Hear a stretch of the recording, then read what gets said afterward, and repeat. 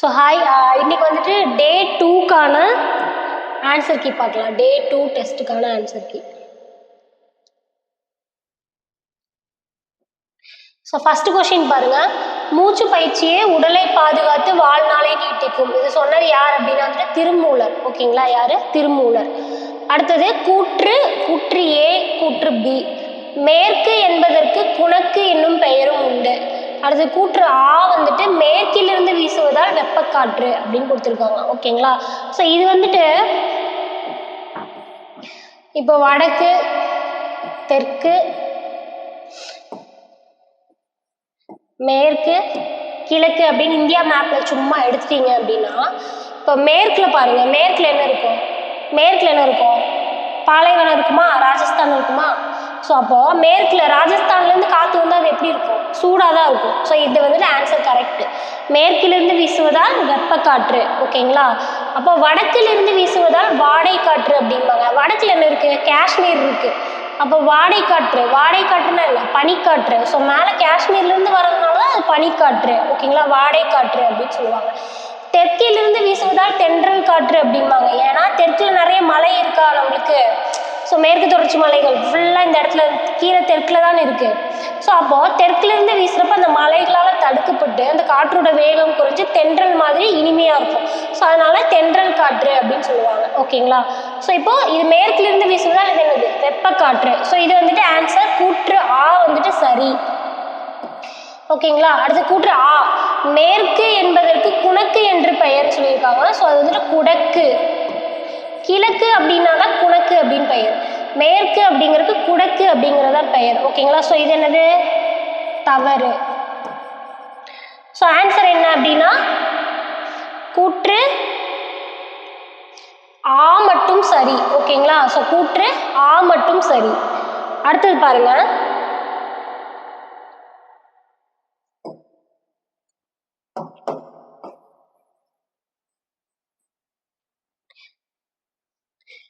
பொறுத்துக. வலிமிகின் வலி இல்லை. ஓகேங்களா, யார் அப்படின்னா வந்துட்டு ஐயூர் முடவனார். வலிமிகின் வலி இல்லை வந்துட்டு ஐயூர் முடவனார். அது புறநானூறு தான். கடுங்காற்று மணலை கொண்டு வந்து சேர்க்கிறது, அது மதுரை இளநாகனார் தான்.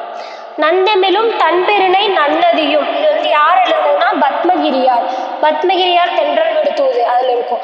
நளியிரு முன்னீர் நாவாயொட்டி வழிதொழிலாண்ட உறவோன் மருக, இதோட ஆசிரியர் யார் அப்படின்னா வந்துட்டு வெண்ணி குயத்தியார். ஸோ ஆன்சர் என்ன? 4213. அடுத்தது உலக சுற்றுச்சூழல் நாள் எந்த நாளில் அனுசரிக்கப்படுகிறது? ஓகேங்களா, உலக சுற்றுச்சூழல் நாள் எந்த நாளில் அனுசரிக்கப்படுகிறது? ஆன்சர் வந்துட்டு சரி, ஆன்சர் ஜூன் 5, ஆப்ஷன் ஏ. ஓகேங்களா, அடுத்தது பாருங்க, பா சிங்காரம் எந்த மாவட்டத்தை சேர்ந்தவர்? இது வந்துட்டு ஈஸியான வச்சுக்கோங்க. சிங்காரம்னு இருக்கா, ஸோ சிவகங்கை. சிவகாசியும் வரும், பட் சிங்காரம் இங்க இருக்கா, ஸோ அதனால சிவகங்கை. ஓகேங்களா, அடுத்தது பாருங்க, பொறுத்துக. இதுல வந்துட்டு ஏன் இதை கம்பைன் பண்ணி கொடுத்துருக்கீங்க, இதுல புக்ல இல்லையே நிறைய பேர் கேட்டிருந்தீங்க. ஸோ இதுல வந்துட்டு திருக்குறள் நீதி இலக்கியம், திருக்குறள் மெய்ப்பொருள் உரை, திருக்குறள் மெய்ப்பொருள் உரையும் திருக்குறள் தமிழ் மரபுரையும் ஃபர்ஸ்ட் இயர்லேயே இருக்கும். ஓகேங்களா, திருக்குறள் தெளிவுரை 3வது இயர்ல புக் பேக்ல கொடுத்துருப்பாங்க. ஸோ இந்த 3 இருக்கு. இது வந்துட்டு லோயர் கிளாஸ்ல பின்னாடி போக திருக்குறள் நீதி இலக்கியம் கதைகள் படிப்பீங்க. ஸோ இது ஃபுல்லாமே புக்ல தான் இருக்கு. கம்பைன் பண்ணனால அது புக்ல இல்லாத மாதிரி உங்களுக்கு தோணி இருக்கலாம். ஓகேங்களா, ஸோ ஆன்சர் பார்க்கலாமா? ஃபர்ஸ்ட் திருக்குறள் நீதி இலக்கியம் யாரு? திருநாவுக்கரசு. ஓகேங்களா, திருக்குறள் தமிழ் மரபுரை இது யாரு? ஈரா. திருக்குறள் தெளிவுரை யாரு? வஉசி. ஓகேங்களா, திருக்குறள் தெளிவுரை வஉசி. திருக்குறள் கதைகள் வந்துட்டு கிருபானந்த வாரியார். திருக்குறள் மெய்ப்பொருளுரை யாரு? பாவலேறு. நம்மளே இயல் 1ல படிச்சிருப்போம். ஓகேங்களா, 52413 எங்க இருக்கு? 52413, ஆப்ஷன் டி. ஓகேங்களா, அடுத்தது பாருங்க. ஸோ இதில் வந்துட்டு முன்னாடி இருக்கிற ஆப்ஷனையும் தூக்கி இங்கே எழுதிட்டோன்னா எக்ஸ்பிளைன் பண்ண ஈஸியாக இருக்கும். தேடு தொளி தோடு தோல்,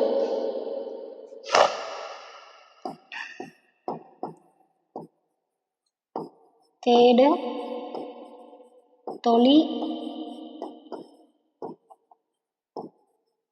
தோடு தோல். இப்போ அகர வரிசையில் எழுத சொல்லியிருக்காங்க. ஓகேங்களா, ஸோ நிறைய பேர்த்துக்கு இந்த அகர வரிசை தெரிய மாட்டேங்குது. ஸோ இது எப்படி எழுதணும் அப்படின்னா ஃபஸ்ட்டு பாருங்கள், அப்படியே பார்த்தீங்கன்னா ஃபஸ்ட்டு காங்காச்சானால எது முதல் வருது அப்படின்னு பாருங்கள். முதல் லெட்டர் பாருங்கள். எப்பவுமே எல்லா வேர்ட்லேயுமே முதல் லெட்டர் பாருங்கள். ஓகேங்களா? ஸோ முதல் லெட்டர் பார்க்குறப்போ எல்லாமே தாவரிசையில் வருது. இப்போ காவரிசையில் ஒன்று, சாவரிசையில் ஒன்று, தாவரிசையில் ஒன்று வருதுன்னா காங்காச்சானா வரிசைப்படி அகரவரிசைப்படுத்துங்கன்னு நான் சொல்லுவேன். பட் இங்கே என்னது, எல்லாமே தாவரிசையில் கொடுத்துருக்காங்க. ஸோ எல்லாமே தாவரிசை. அடுத்ததாக என்ன பார்க்கணும் அப்படின்னா பிரித்து பார்க்கணும். இப்போது தோன் இருக்குன்னு வச்சுக்கோங்க. ஃபர்ஸ்ட் லெட்டர் என்ன, தோன் இருக்கு. அப்போ எப்படி பிரிக்கலாம், இத்து பிளஸ் ஓன் பிரிக்கலாம்.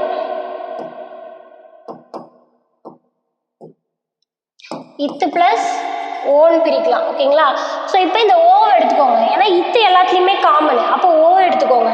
அப்போ எடுத்தோம் அப்படின்னா வந்துட்டு எப்படி எழுதலாம், தொளி, தோல், தோடு, தேடு.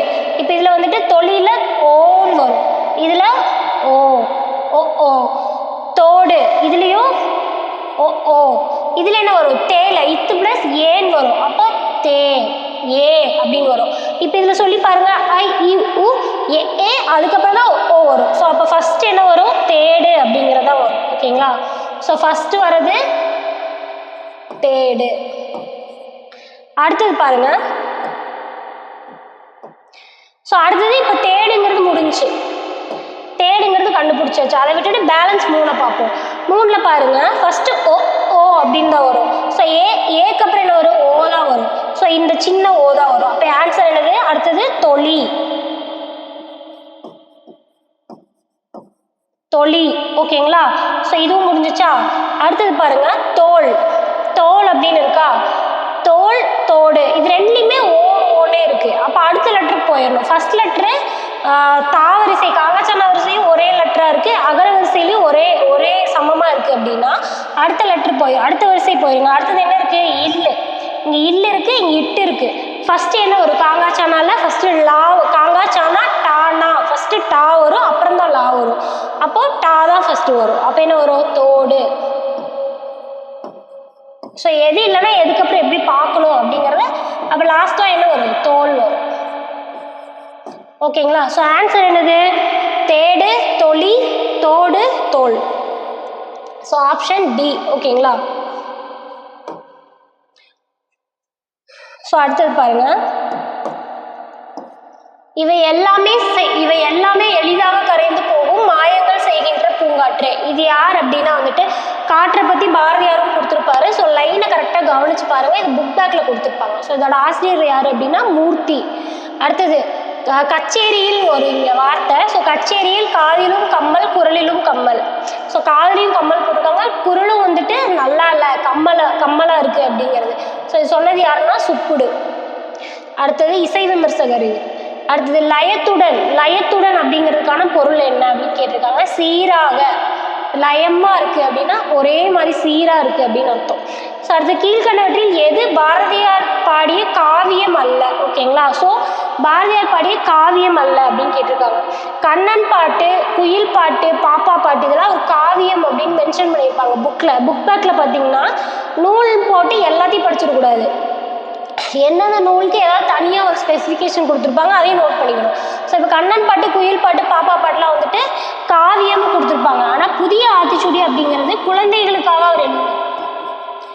ஸோ அப்போ அது வந்துட்டு காவியம் கிடையாது. ஸோ ஆன்சர் என்ன, புதிய ஆத்திச்சூடி.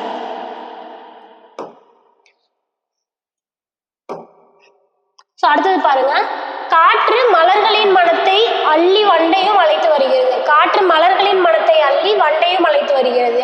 இதை கூறும் நூல் என்ன அப்படின்னு கேட்டிருக்காங்க. ஸோ பார்த்தா நமக்கு தெரியாத மாதிரி இருக்கும், பட் ஒன்னொன்றுக்காக நம்ம படிச்சதோட வரிகளை பார்த்து பாருங்க. அப்போ சிலப்பதிகாரம்னு சொல்லியிருப்பாங்க. ஓகேங்களா? வண்டோடு புக்க மணவாய் தென்றல் அப்படின்னு. வண்டோடுனா என்ன, வண்டோடு மனம்னா என்ன, மலர்களின் மனத்தை கொண்டு வரும் தென்றல் அப்படின்னு சொல்லியிருப்பாங்க. ஸோ அந்த லைனோட மீனிங் தான் இது. ஸோ ஆன்சர் வந்துட்டு சிலப்பதிகாரம். ஓகேங்களா? அடுத்தது பாருங்க, பொறுத்துக. இதுவும் புக் பேக்கில் தான் பல வகையான பூக்களை பற்றி கொடுத்துருப்பாங்க. இதோட ஆசிரியர் யார் அப்படின்னா வந்துட்டு கோவை இளஞ்சேரன். இதெல்லாம் படிக்கல அப்படின்னா படிச்சு வச்சிருங்க புக் பேக்கு. ஸோ இலுப்பை அப்படிங்கிற பூவோட குணம் என்னன்னா இனிப்பா இருக்கும். ஓகேங்களா? அடுத்தது மூங்கில் பூவில் வந்துட்டு அரிசி தோன்றும். பாதிரிப்பூ அப்படிங்கிறது குடிக்கிறப்ப மனமாக இருக்குமா. பலாப்பூ பலாப்பூ வந்துட்டு பார்க்குறதுக்கே ரொம்ப ரேரு, கண்ணில் அவ்வளோ சீக்கிரம் படாது அப்படிங்கிறாங்க. ஓகேங்களா, பலாப்பூ 2413. ஸோ எங்கே இருக்குது 2413, ஆப்ஷன் டி. இரண்டிற்கும் மேற்பட்ட மாநிலத்திற்கு பொது நீதிமன்றம் இருக்க வகை செய்யும் சட்ட திருத்தம். ஸோ இப்போ வந்துட்டு ஒரு மாநிலத்திலேயே ஒரு நீதிமன்றம் இருக்குது. ஸோ அப்போது சில மாநிலத்துக்கு பொதுவான நீதிமன்றம் இருக்கலாம் அப்படின்னு சொல்லி கொண்டு வந்த சட்ட திருத்தம் என்ன அப்படின்னா 7வது சட்ட திருத்தம். ஏன்னா அரசியலமைப்பு படி ஒரு மாநிலத்துக்கும் மாநில சட்ட திருத்தம் இருக்கும், சட்டமன்றம் நீதிமன்றம் இருக்கணும். ஸோ 2 மாநிலத்துக்கு பொதுவான நீதிமன்றம் இருக்கலாம்னு கொண்டு வந்த சட்ட திருத்தம் வந்துட்டு 7வது சட்ட திருத்தம்.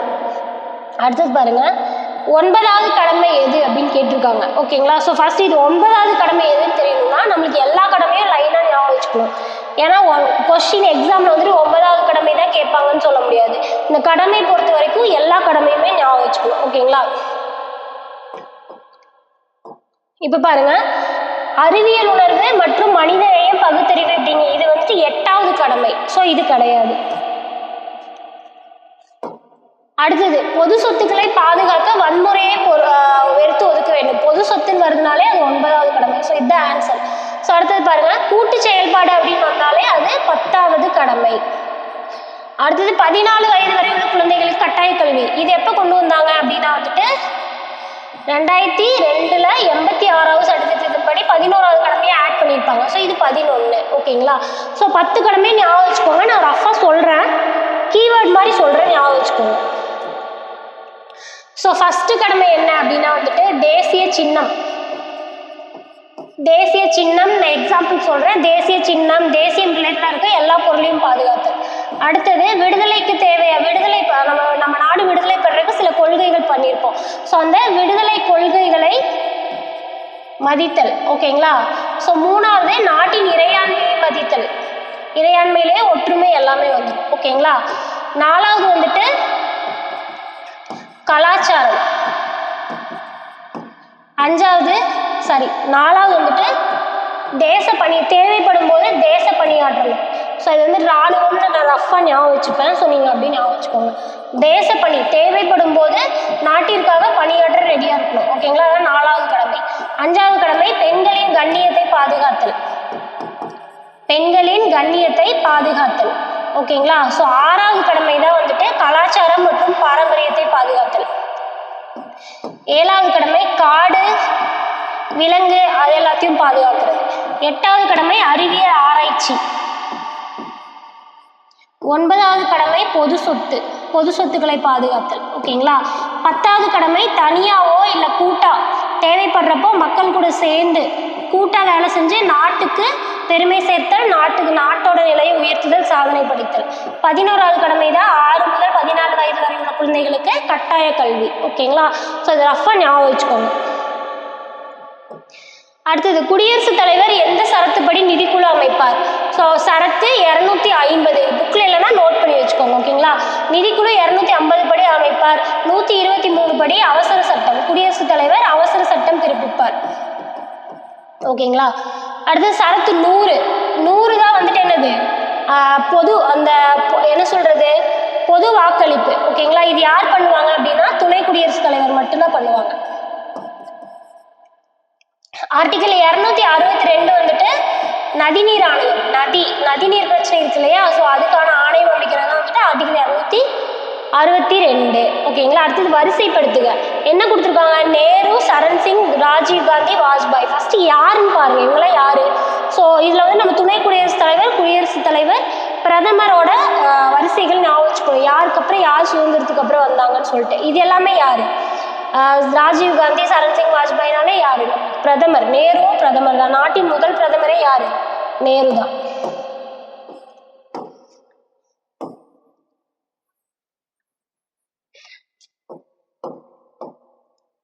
ஸோ இதுவும் புக்லேயே கொடுத்துருப்பாங்க, வரிசையோட ஞாபகம் வச்சுக்கோங்க. ஸோ நாட்டின் முதல் பிரதமர் யாரு? நேரு. ஸோ இதோட வரிசையும் ரஃபாக எழுதுனா நோட் பண்ணிக்கோங்க. ஸோ ஃபர்ஸ்ட் வந்துட்டு நேரு வருவார். செகண்டு லால் பகதூர் சாஸ்திரி.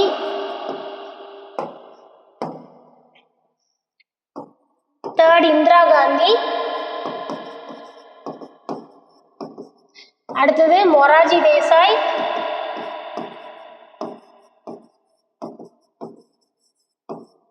அஞ்சாவது சரண் சிங். இதுக்கு நான் முடிஞ்ச அடுத்த தனி வீடியோவா ஷார்ட்கட் போடுறேன். ஆறாவது திருப்பியும் இந்திரா காந்தி வருவாங்க. ஓகேங்களா? ஸோ இந்திரா காந்தி வந்தோடனே டக்குன்னு ராஜீவ் காந்தி வருவாங்க. அடுத்தது விபி சிங், சந்திரசேகர்,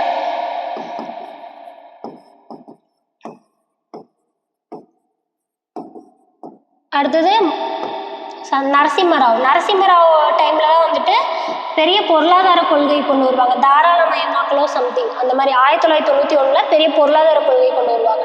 அது வந்துட்டு நரசிம்மராவ் பீரியட்ல. ஓகேங்களா? ஸோ அடுத்தது யாரு? வாஜ்பாய்.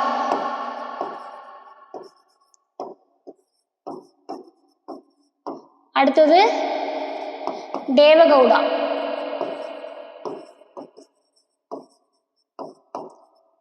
அடுத்தது ஐகே குஜ்ரால். ஓகேங்களா? ஐகே குஜ்ராலோட நாடாளுமன்றத்தை தொங்கும் நாடாளுமன்றம் அப்படின்னு சொல்லுவாங்க. ஏன்னா மாறி மாறி ஒரு மேலே ஏதோ பிரச்சனை வந்து மாற்றி மாற்றி வந்துட்டு இருக்கும். ஓகேங்களா? ஸோ அதனால. அடுத்தது வாஜ்பாய் திருப்பியும். அடுத்தது மன்மோகன் சிங்.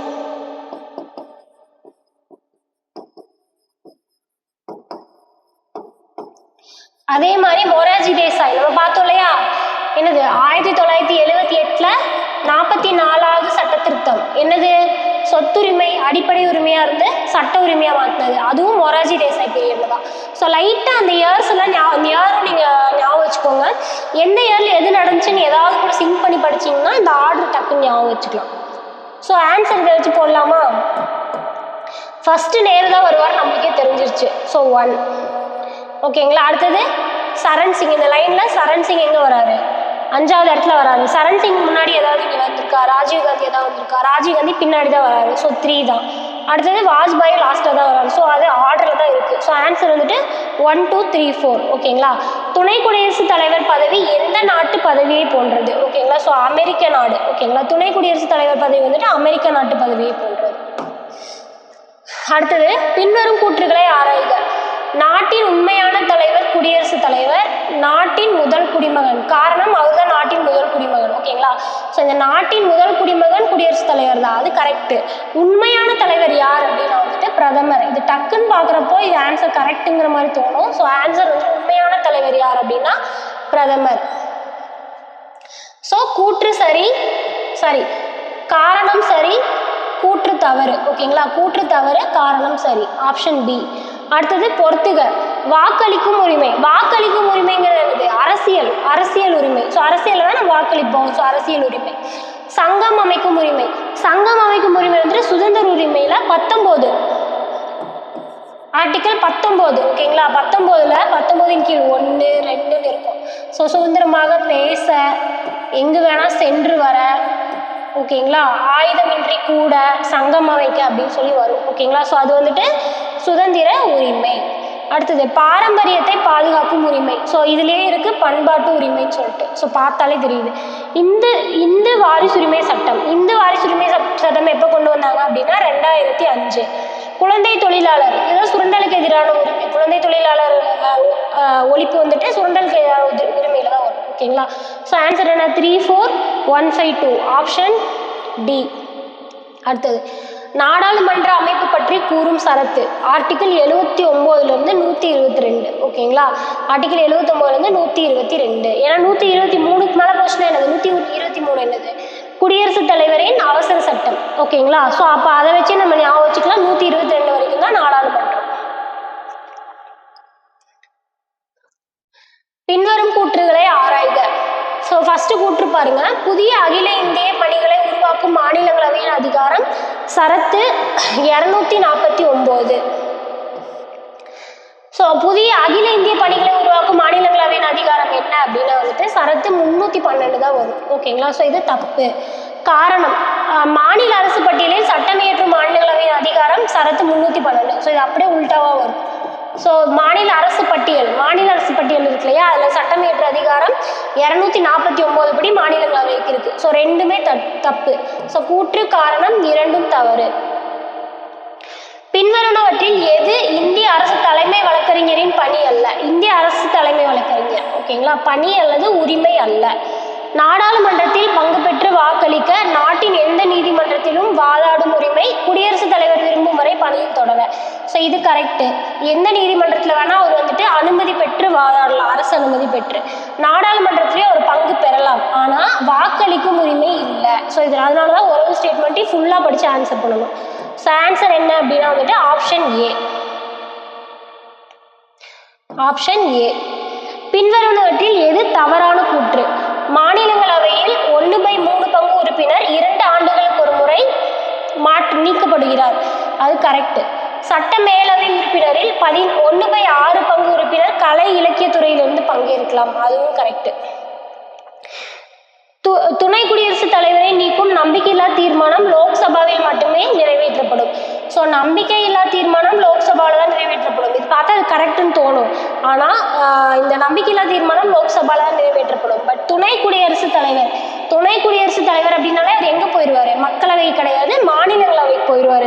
மாநிலங்களவையின் தலைவர் தான் யார்? துணை குடியரசுத் தலைவர். அதனால தான் மாநிலங்களவையில் அந்த முரண்பாடு ஏற்படுறப்போ பொது வாக்களிப்பு இவர் தான் பண்ணுவார், ஆர்டிகல் 100 படி. ஸோ துணை குடியரசுத் தலைவரே மாநிலங்களோட தலைவர் தான். ஸோ அப்போ அவரோட நம்பிக்கையில்லா தீர்மானத்தை நிறைவேற்றப்போ லோக்சபாவில் மட்டும் நிறைவேற்ற முடியாது, மாநிலங்களவையிலும் கேட்கணும். ஸோ இதுதான் தப்பு. ஸோ ஆன்சர் வந்துட்டு ஆப்ஷன் சி. ஓகேங்களா? So bye.